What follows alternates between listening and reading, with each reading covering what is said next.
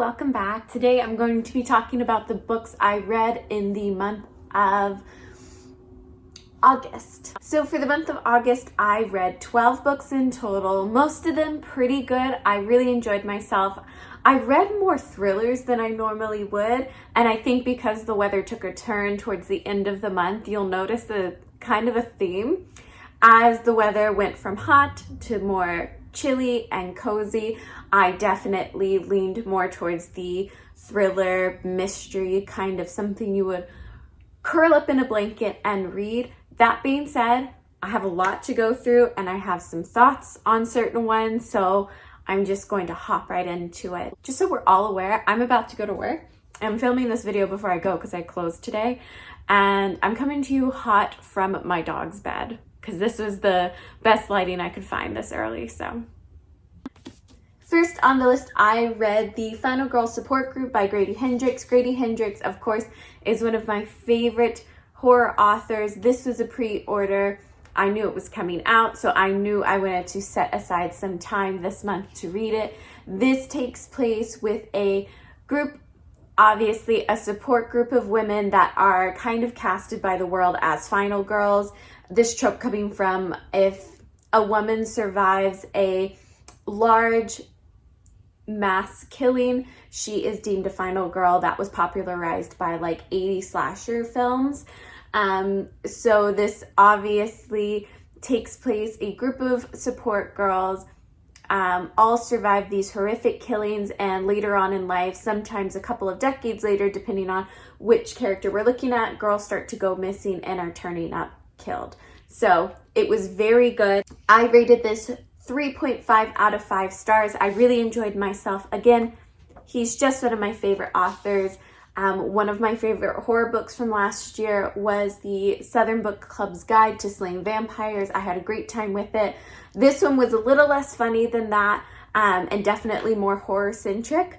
A little less of the comedy, but that being said, I still really enjoyed it and definitely would recommend for the spooky season that's coming up. Next, I read 2 romances that I absolutely hated, one of which that it was just probably not for me, and the other of which I genuinely didn't like.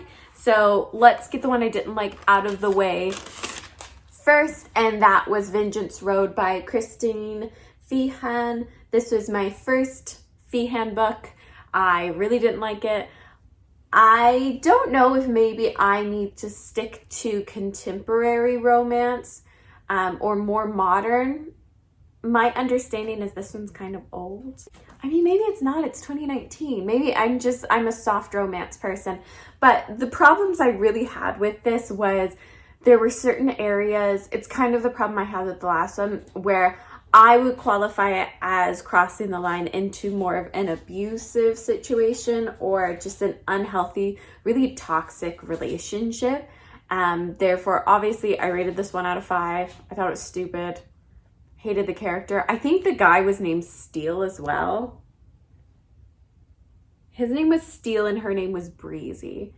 If those are your names, I'm sorry, I'm not meaning to be offensive, but you need to talk to your parents. Next, I read Then Came You, which was a period romance. It's by Lisa Kalepis?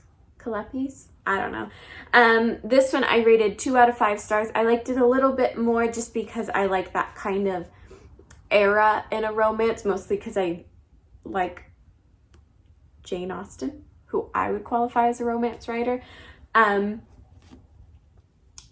Again, I had problems with consent. There was obviously, I understand the historical context of a girl not being able to sleep around with men.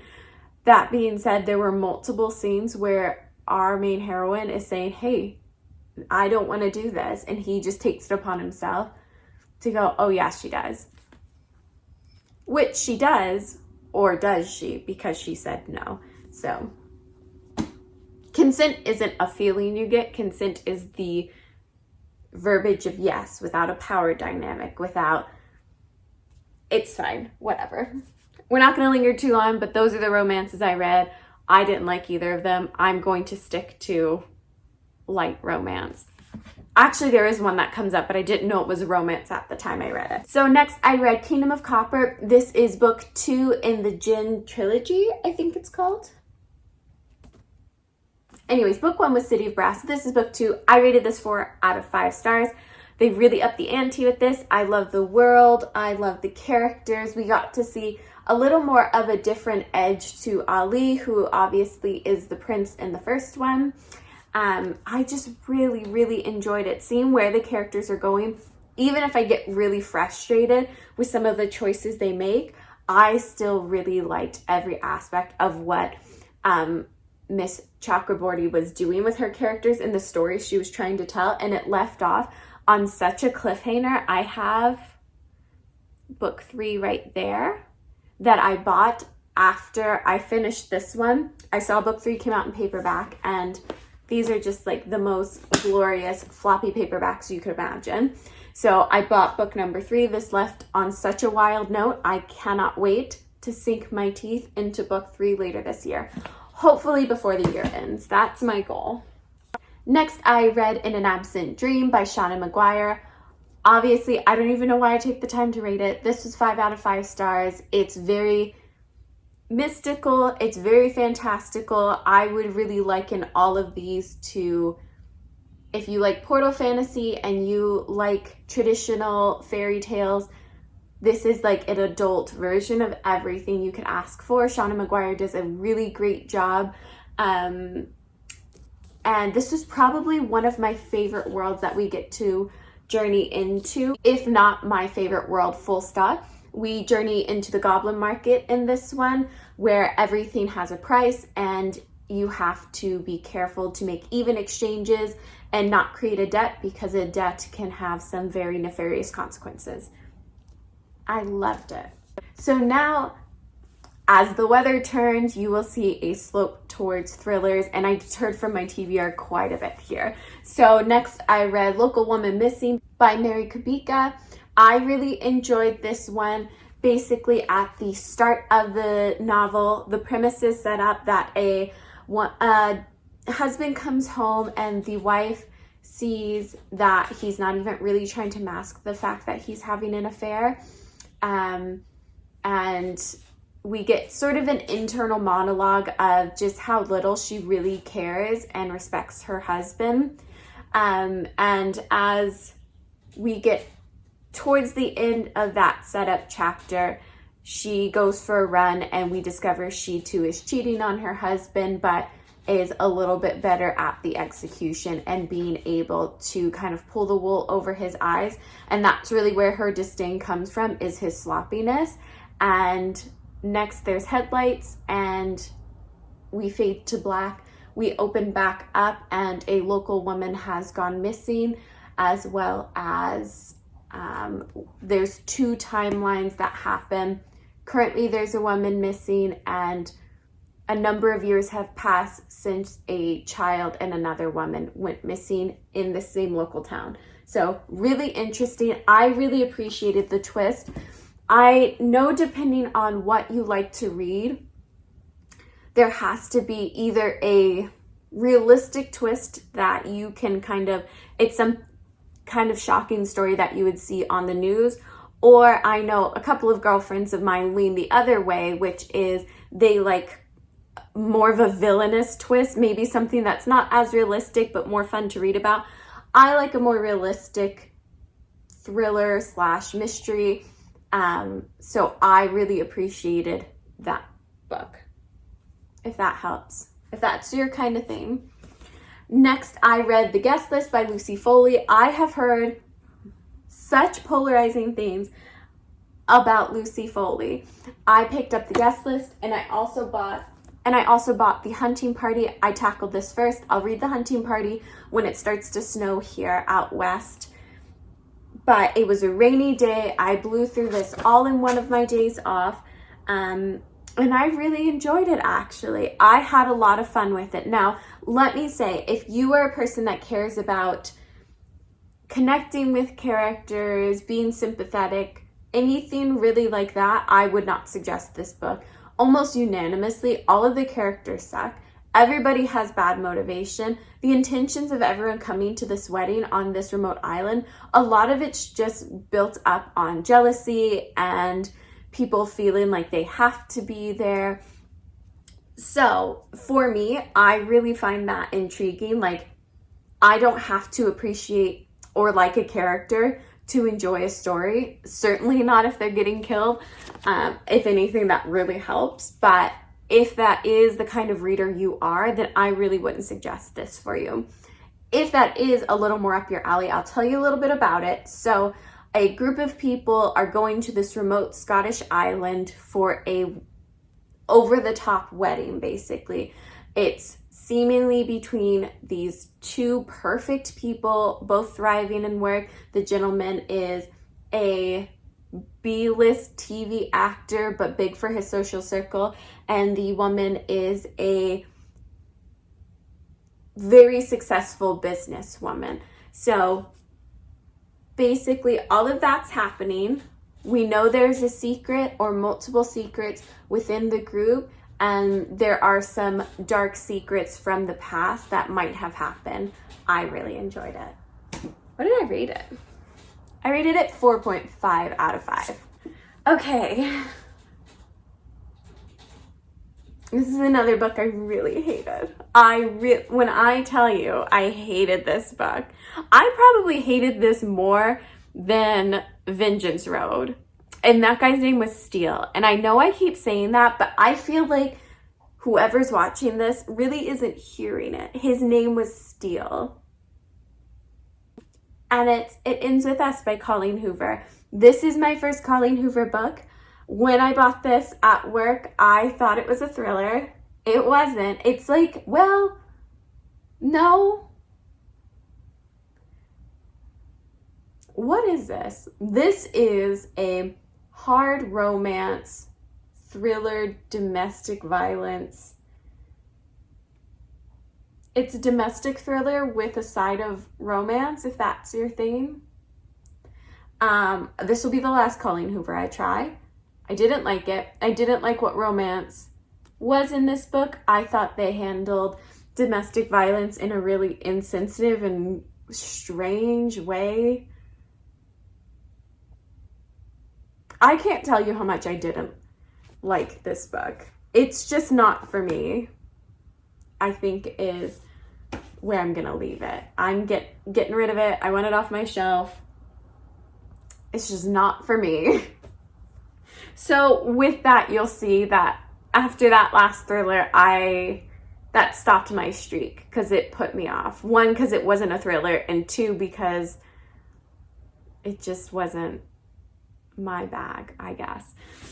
So, and next I read Everything I Know About Love by Dolly Alderton. This is a collection of short non-fictional stories. It's sort of like a memoir, but she's quite young. So we go through binge drinking, partying, love, breakups, all of that good stuff that you go through in your 20s.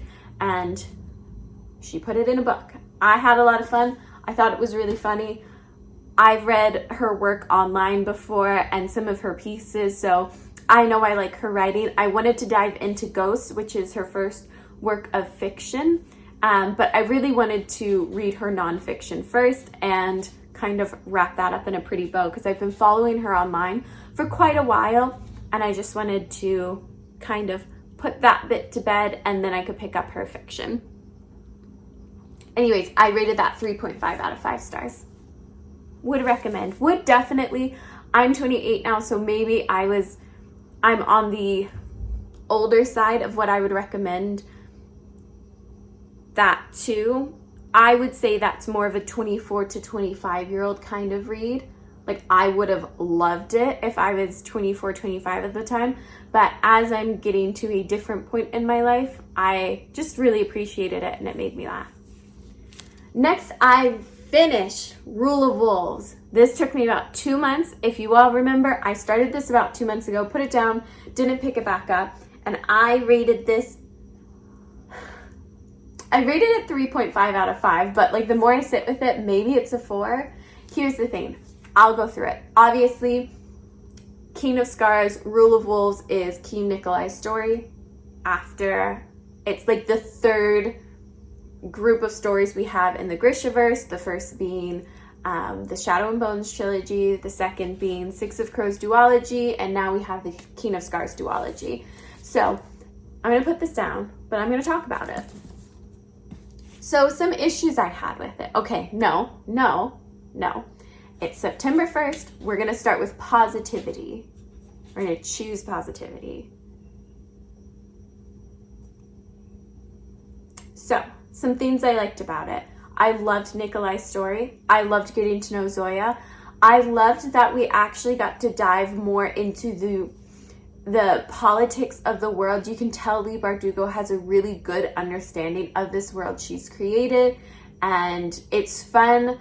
I think sometimes in teen fantasy we get like a really encapsulated version of a fantasy world, kind of depending on where it takes place, and we don't really get to explore what surrounds it or what makes that fantastical country tick or do certain things. But I think the benefit of King of Scars and Rule of Wolves was we really got to dive into the political aspect, the different reasons why allyship is important, and what Nikolai is striving for when he strives for a different sort of ruling than his parents. So I really liked all of that, and Zoya's just the best. I loved her in the Shadow and Bone trilogy. I love her now. I don't want to spoil anything, but I will say skip about 10 seconds because I'm going to just really quickly say my favorite part that brought it up to a 4, which is getting to see Kaz and Nagain briefly and getting to revisit Alina, the Sun Summoner, was amazing, and seeing where everyone ended up was really fun. But that being said, the big downturn of this entire duology for me was, it has to be Nina's storyline. Nina, this sort of vibrant character in the Six of Crows duology, like, that's fine. Obviously she's going through something in these 2 books, and we see like a certain character arc with her, and naturally as people grow up and hardships happen, you don't stay as innocent and as boisterous as maybe you do as you're younger. That's all okay. But do you know what? I just really thought her storyline was so boring. I thought what she was going up against was the least riveting part of the entire duology. I don't like her new love interest. I think her new powers, like as you grow as a person, understanding that Grisha powers can transition with you, I thought was really cool. But that being said, I didn't like what Leigh Bardugo did with Nina, or did with her storyline, or did with her new character, or did with her new Grisha powers. Like, I just didn't like it. The reason it took me so long to finish this book was I would blow through Zoya and Nikolai chapters, and every time without fail that I got to a Nina chapter, I would put the book down and not pick it up until I knew I could push through that chapter. And a lot of people promised me it would get better, and it just didn't. At no point did I ever feel connected to Nina's storyline whatsoever. So I still can't tell. It's maybe a 3.5. It's maybe a 4. There were certain things that I felt really redeemed it, but it just kept coming back to Nina's really boring storyline. Next, I read How the King of Elfham Learned to Hate Stories by Holly Black. I just grabbed this from the library. I saw it on the shelf, and I thought that's a pretty book, and I'm excited to give that a little go. This is obviously just a cute little novella from the... Oh, what is that series called? All I can remember is Queen of Nothing, because I hated the ending to the trilogy. Cruel Prince, the Cruel Prince trilogy. So this is a little novella that's kind of a spin-off of the Cruel Prince trilogy, and we just get to learn a little bit more about our Elven King. our Elven King Cardan. We do get to see a little bit of Jude here and there, but mostly we're focusing on that. And yeah, I thought it was really fun. It kind of reads like little fairy tale stories and has these beautiful illustrations. So I liked it. If you liked the Cruel Prince trilogy, I would recommend this as a cute little read if you have like a rainy day or a little bit of time you want to blow. I think I read it in about an hour, so it's really quick. And I gave it 4 out of 5 stars. Next, I read Chain of Iron. I gave this 3.5 out of 5 stars. Obviously, I think I had already started book 2 when I had read book 1, and I said I wouldn't keep buying the series, so my hold did come up in the library, and I just quickly breezed through it at the end of the month. It's very bingeable. Cassandra Clare has a way of just writing the most angsty and ridiculous storylines, so it's really easy to binge and enjoy yourself. It's really hard to sum up because like as a plot, I did like this book, but like the romance and angsty stuff, while I liked it, because like if you don't like ridiculous angsty romance, like they can't be together because of a really silly reason that like could be solved pretty easily. If you don't like that, I wouldn't suggest this. But what I will say was by the end of the book, as much as I enjoyed my time reading this and reading this series, I will say by the end of it, I was so frustrated that we haven't evolved past a conflict that like if you just communicate, the plot's done. Just have one conversation. Honestly, at this point, people are married, people are grown-ups, you're paying your taxes. Like, just have one conversation and it would solve all of the plot conflict. And that's something I don't really like. I think it's fine for an initial setup in a series. So like book 1, that can be what the conflict is, but conflict has to evolve as our characters' relationships do, because at some point, how does someone not just turn around and go, do you know what? Let's just squash this. Let's just get it out in the open. This is what I think. It's so ridiculous by the time we finish book 2 that it's just like, just have a conversation. Just have one conversation. And book 3, we can all just be happy or fight like the Demon Lord. Like, either of those is fine, but in terms of like angsty romance, I liked to see conflict evolve in some other way than just like, oh, I can't let him know what I think, even if he thinks that too. And it's pretty clear to everyone else in this situation. And it's to the point where like side characters are now coming in on the discussion and saying like, we know you two like each other. So like, what's the issue here? But for some reason, they overhear one sentence and just make a split decision about their entire life and the entire situation instead of just asking one clarifying question. It drives me wild. But I liked it. So anyway, so that is all. Oh yeah, I got bangs too. I'm not in crisis. I might be. Every time I get bangs, it's usually because I'm in crisis, but I'm not this time. My hair's growing out and there's a very specific look I want. And I had all of this is baby hairs that were growing in because I'm on some medication that has some hormone stuff. So I lost a bunch of hair. Now a bunch of hair is growing back. My acne's finally calming down. I feel like I'm coming on the other side of it now, which is great. Like, this is just a Glossier like skin tint, and finally the acne's calming down. But yeah, that's why I got bangs, because I literally had so much baby hair. I put up my hair in a ponytail to work out, and I had like ears sticking. What am I doing? I have to go to work. So thank you so much for watching. At some point here soon, I'll try and upload what I plan to read this month. But honestly, I will say my TBRs have been so not what my wrap-ups are that follow, that what's the point in making it anymore? Why make a to be read stack if I'm just gonna deter from it? That people seem to like them. I get comments on them, I get DMs about their excitement, and inevitably I won't read something. No one seems to matter, but no one seems to care. That's fine. Anyways, I have to go to work, but thank you so much for watching. Let me know if you had any differing or same opinions as anything I read. I'm very interested to see what people thought of Chain of Iron. Now that I finished it, I can go and kind of look and see what people were saying, because a lot of people just read it right off the hop.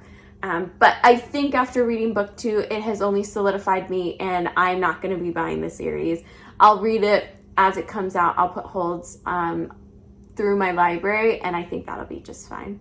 So thank you so much for watching, and I'll see you guys next time.